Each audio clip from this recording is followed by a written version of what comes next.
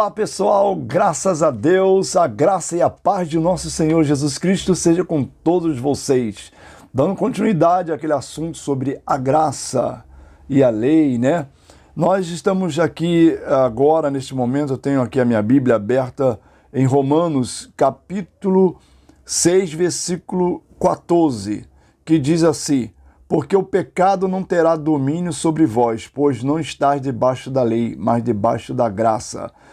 O apóstolo Paulo, aqui no capítulo 6, ele inicia dizendo o seguinte: que diremos, pois? Permaneceremos no pecado para que a graça de Deus seja mais abundante?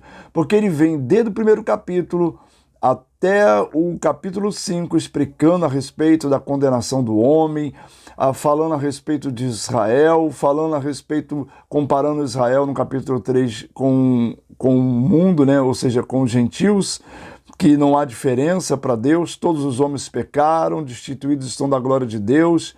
Ele fala como Abraão alcançou a graça de Deus, explica a justificação pela fé.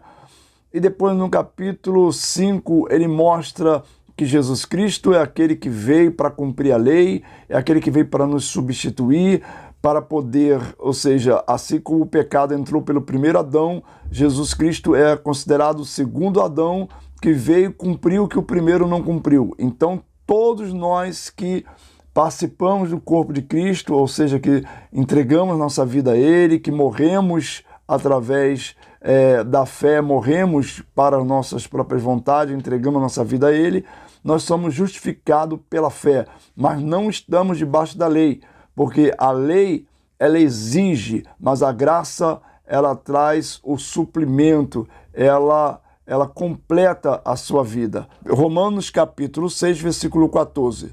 Porque o pecado não terá domínio sobre vós, pois não estáis debaixo da lei, mas debaixo da graça. Olha só, aí tem aquele pessoal, aqueles pregadores da lei, que insiste, porque eles não conseguem entender isso. Tem que ter uma visão espiritual, tem que ter uma compreensão sobrenatural. Não consegue entender que nós não estamos debaixo, ou seja, da lei. Aí eles acham que, como você não está debaixo da lei, você vai viver uma vida assim, dissoluta, uma vida de qualquer maneira, fazer a vontade da carne. Vamos ver alguns versículos, vamos ver se não sei se vai dar tempo. Vamos ver alguns versículos que diz aqui. Vamos então a alguns versículos que falam sobre esse assunto, que diz aqui, olha, Romanos capítulo 7, versículo 4 e 6. Vamos ver. Assim, meus irmãos, também vós estáis mortos para a lei, pelo corpo de Cristo. Olha só o que eu falei. Porque quando você entrega a sua vida, você faz parte do corpo de Cristo, você está morto para a lei. Morte para a lei, pelo corpo de Cristo. Romanos capítulo 7, versículos 4 a 6, diz assim, ouça isso. Assim, meus irmãos, também vós estáis mortos para a lei, pelo corpo de Cristo, para que sejais doutro daquele que ressuscitou dentre os mortos, a fim de que demos frutos para Deus.